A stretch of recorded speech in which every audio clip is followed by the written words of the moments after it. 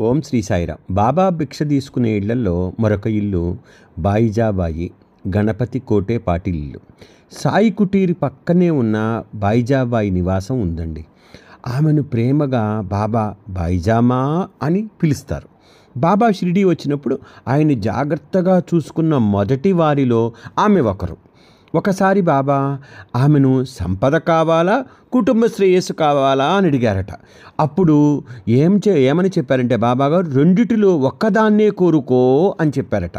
ఆమె అప్పుడు కుటుంబ శ్రేయస్సు అయిన రెండవ దాన్నే కోరుకుందట. బాబా ఆశీర్వాద బలంతో ఆమె కుటుంబం ఇప్పటికీ ఎంతో ఆనందంగా ఉంది. కాబట్టి బాయిజామా ఇల్లు తప్పకుండా షిరిడీలో మనం దర్శించాలి. గణపతి కోటే పాటిలను ఇల్లును దర్శిస్తే, బాయిజామాయిని దర్శిస్తే వారి కుటుంబ ఆశీస్సులు బాబాపై బాబా తోటి ఎంత ఉన్నాయో మనకు అర్థమవుతుంది. స్వస్తి.